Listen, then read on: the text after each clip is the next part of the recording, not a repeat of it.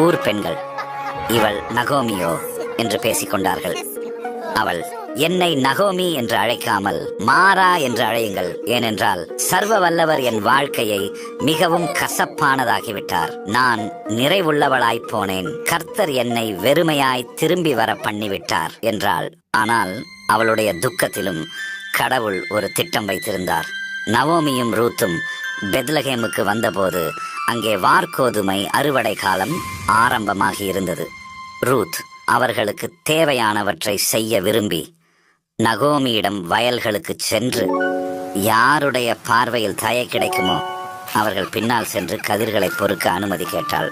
அந்நாட்களில் மோசேயின் சட்டப்படி எளியோர் மற்றும் வெளிநாட்டினரும் அறுவடை ஆட்களை பின்பற்றி சென்று கீழே கிடக்கும் தானியங்களை பொறுக்க அனுமதிக்கப்பட்டிருந்தனர். இதன்படி மிகவும் பலவீனமானவர்களுக்கு கூட உணவு கிடைத்தது. அதனால் ரூத், நான் வயல்களுக்கு சென்று யாருடைய பார்வையில் எனக்கு தயை கிடைக்குமோ அவர் பின்னே சென்று தானியங்களை பொறுக்குகிறேன் என்றாள். நகோமி ஒப்புக்கொண்டார்.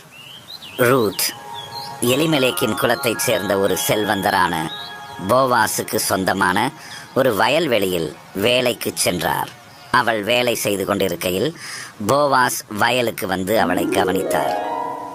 அவர் தனது அறுவடையாளர்களின் மேற்பார்வையாளரிடம், இந்த பெண் பிள்ளை யாருடையவள் என்று கேட்க, அவர், அவள் நகோமியுடன் மோவாபிலிருந்து திரும்பி வந்த மோவாபியர்.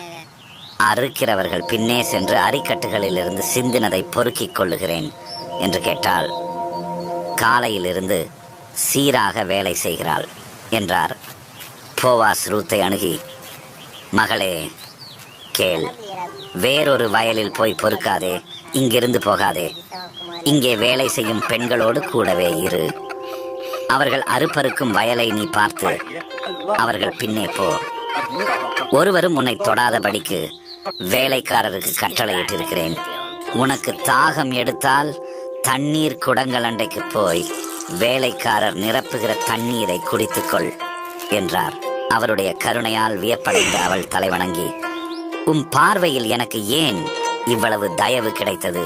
நீர் வேற்று நாட்டை சேர்ந்த என் மீது அக்கறை காட்டுவது ஏன் என்றாள். அதற்கு போவாஸ், உன் கணவர் இறந்ததிலிருந்து உன் மாமியாருக்கு நீ என்ன செய்தாய் எனவும், உன் தாய் தந்தையையும் உன் தாயகத்தையும் விட்டுவிட்டு உனக்கு தெரியாத மக்களுடன் நீ இங்கே வாழ வந்திருக்கிறாய் எனவும் நான் கேள்விப்பட்டேன். இஸ்ரவேலின் தேவனாகிய ஆண்டவரிடம் நீ அடைக்கலம் புகுந்ததற்கு ஆண்டவர்